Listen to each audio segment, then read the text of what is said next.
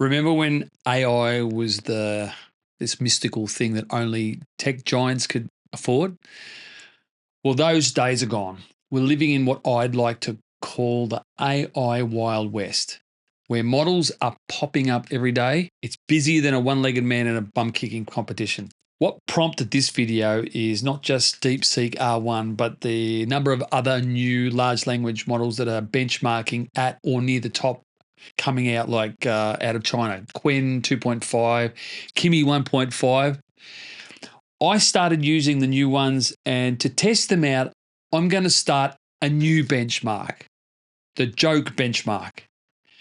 The other benchmarks, there are lots of them, math, coding, etc.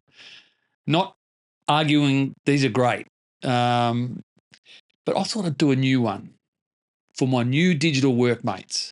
Could I have a beer with them? Are they funny? I just completed a global tour of the AI models, all trying to tell me a joke. Spoiler alert, none of them are quitting their day jobs to become a comedian just yet.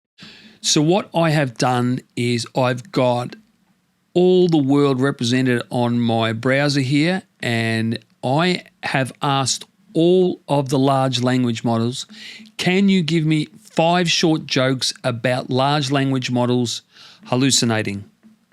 So we're going to start with ChatGPT 4.0.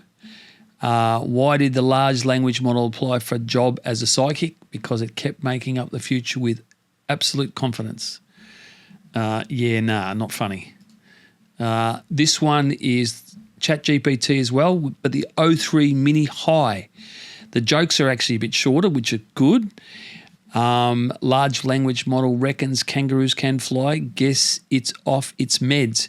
It obviously knows I'm Australian because it's actually referencing sort of Australian colloquialisms here. Ask my LLM for facts. It replied, I invented them, mate. The next we've tried here is ChatGPT 01 model. I asked my large language model for a horror story. It started describing vegan vampires who survived on soy sauce. Yeah. Next we go to Gemini. So I've done deep research, and I asked for 5 jokes, and deep research gave me 8, which is great. I'm not hallucinating, the large language model insisted. I'm just confident in my alternative facts. Inspired, and it tells me it was inspired by comments about LLMs on Reddit. Very funny, not. What do you call a large language model that writes fake news? A hallucination station. So this is the new Gemini 2.0 Flash Thinking Experimental. Why did the large language model get fired from the History Museum? Because it kept insisting that dinosaurs wore tiny hats. No, I don't get it. Why did the large language model bring a ladder to the library? Because it heard that books were on a higher plane of existence. Jokes about hallucinations, says Mr. Claude. How many large language models does it take to write a biology? 1. But good luck figuring out which parts are about the actual person and which parts are about their imaginary twin who went to Mars. Yeah, not funny. Perplexity gave me 5 jokes. And why did AI become a stand-up comedian? Because its hallucinations were already making everyone laugh. Well, not you, Mr. Perplexity. Now, what I've done is use the R1, so DeepSeek R1, inside of Perplexity. So I run out of the US. It's given me 5 jokes. Why don't LLMs play hide and seek? They always hallucinate their own clues. Yeah, not bad. Not funny. So we've gone to Grok. Why did the large language model go to therapy? It kept hallucinating it was a toaster. That's not funny at all. Why don't LLMs make good detective? They're always inventing new suspects. Then we went away from America and we've gone to Europe, and I've gone to Mistral. Now, the new Mistral model is as fast as lightning. This generated so fast, but sadly, not funny. Why don't LLMs make a good detectives? Because they always hallucinate the clues. How do you know when a large language model is hallucinating? When it starts writing its own fan fiction.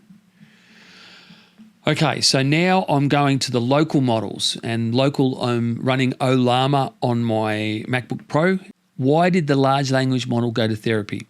It had a lot of made up issues. Maybe. Now, this is the large language model from DeepSeek R1 14B. What happens when the LLM invented its own historical figure? It became a new expert in everything. Yeah, okay.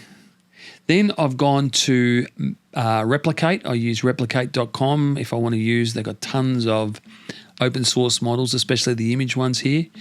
And I've asked it the same, can you give me 5 short jokes about large language model? And I've used the 70B from Llama. Why did the large language model go to therapy? It was having hallucinations of being accurate. Yeah, not funny. Now we've gone to China. So we've asked DeepSeek R1 from China, and here we go. An LLM claimed elephants are scared of mice because it heard they're trained in mini jutsu. Now, maybe that may make sense to someone, but it doesn't make sense to me. Then we've gone to the new Qwen 2.5 Max free.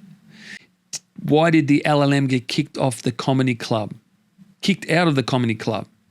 Kept making up jokes and the punchlines didn't exist. Yes. Kept making up jokes and the punchlines were bad. Maybe that's a better joke. Then we've gone to a new one called Kimi. Kimi.ai and Kimi long thinking 1.5. Why did the LLM refuse to cite its sources? Because it said they were classified under the Department of Made Up Facts. Okay. Yeah, right. So here's my benchmark. I gave each of the models a mark out of 10. The best one was the Perplexity Search, was one of the models there. I gave it a 4 out of 10, but they all range for something like 2.5 to 4. Now, this is super subjective, so you are welcome to make your own mind up, but I found a bunch of jokes and I've heard a bunch of jokes from humans that are significantly better than that. So our large language models, although they're beating us at the maths and coding benchmarks, they're not doing so flashy. And not one of them can tell a really decent joke. At best, I went, This isn't about failed comedy. It's about how the AI landscape has fundamentally shifted. What was groundbreaking technology just months ago is now open source, free, or running on your laptop. Chinese companies are pushing boundaries daily. Open source communities are matching tech giants. And the gap between a free model and a premium one is shrinking fast.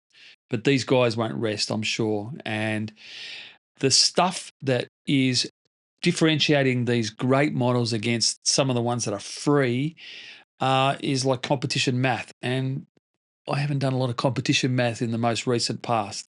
The real question isn't about who has the funniest AI. It's about what comes next. While we're all distracted with models that can't tell jokes, the race towards AGI continues. So I thought I'd tell you a joke about it from a human. A man bought an AI robot that slapped people when they told a lie, and he thought he'd try it over dinner.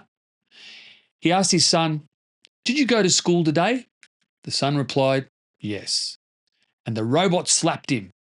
The son said, "Yeah, all right. I went to the movies." The father asked, "What did you see?" And the son said, "Toy Story 4. The robot slapped him again. And the son said, Okay. It was an adult film.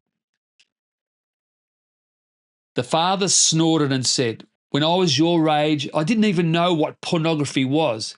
And the robot slapped him." The mother sipped her coffee and retorted, "Ha, he's your son after all." And then the robot slapped her. See you next time.